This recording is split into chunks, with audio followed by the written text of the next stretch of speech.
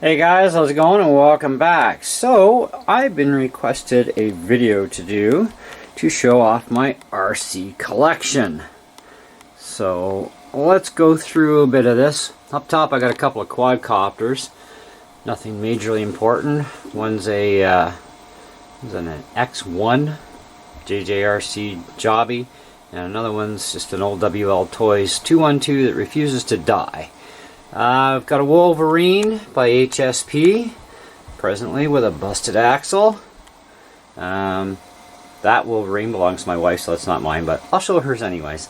Anyways, so we've got my my Rat Rod by Team Associated, Losi Nightcrawler, my 124 scale Deadbolt, just a little guy. Thing's a lot of fun. We've got my TRX4 Tactical, which I've been doing up a lot of mods on. Coming along quite nicely. A few more to go yet. Having some issues with my, was it S2? Anyways, sound kit. Anyways, I gotta figure that out. My Red Cat Gen 8 with lighting kit as well as a roof rack. And I've been slowly modding this one, little bits at a time. Down below we have an HSP 4x4 4-wheel drive that is got actually a Gravedigger body sitting over top of its original body right now, just because it's easier to store that way. And I have my HSP Ghost, which I'm thinking about parting with actually. I was going to turn this into a snowplow truck. Unfortunately, things are not going to work out this winter, and whatever. So it's got a bunch of mods to it, new motor and lighting kit, the little strobe there, the amber strobe. I've got a really heavy duty metal front bumper, winch on it, etc, etc. So it's been a work in progress modding the thing.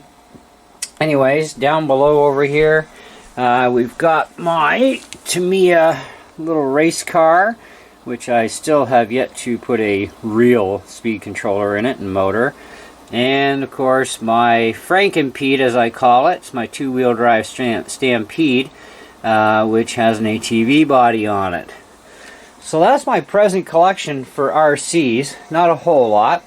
I do have a FlySky 3-channel radio that I've bound to most of these units, and it works really well. I'm quite impressed with it.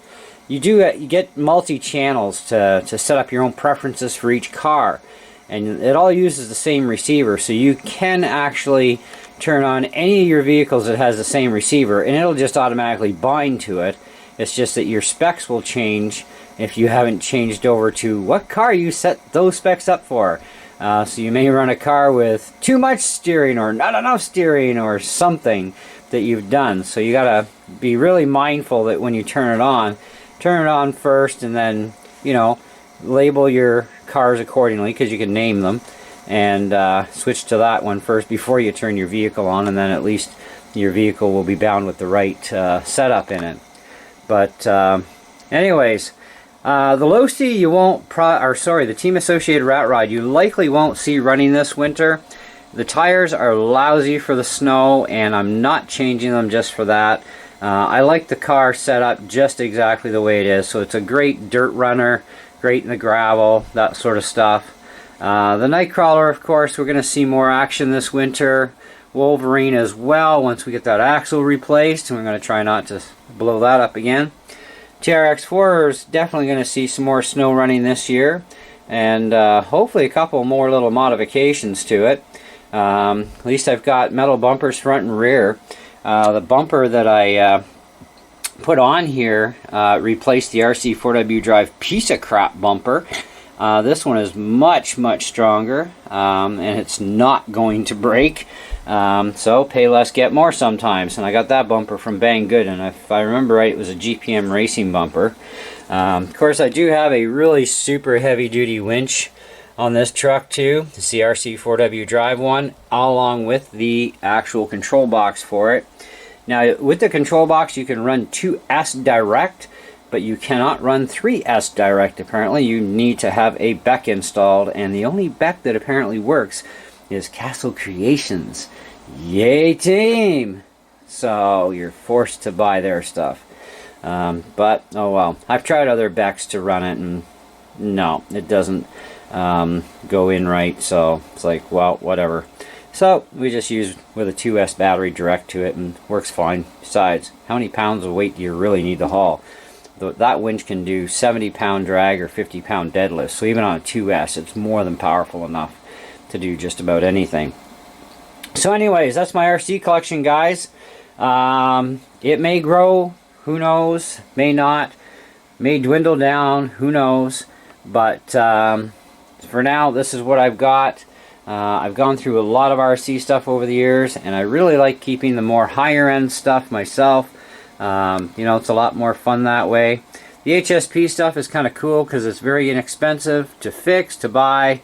You can beat the snot out of the stuff. It doesn't break that easy, but, you know, in my case, I shattered an axle, which I kind of expected. Same as my HSP 4x4 four-wheel drive. I had that out the other day, went through a few axles. It is back up and running, but I'm going to have to take it a little easier on it just because I changed the brushless system to, if I remember correctly, a 3900 kV, which is a lot more powerful than what was in there, which was also a 2-pole. This is 4-pole system at 3900, and yeah, it's pretty smoking torquey. So even on 2S, I'm now shattering axles and bending the crap out of them, and yeah, I gotta find a solution for that. Maybe I'll have to downgrade the motor again, who knows. But anyways, thanks for watching. Hope you enjoyed the video, and for the guy who asked, there you go. There's my present RC collection. And like I said, there's the wife's Wolverine, still intact for now. She'll pull the trigger again, don't worry. Anyways, guys, thanks for watching. Catch you in the next one. See ya.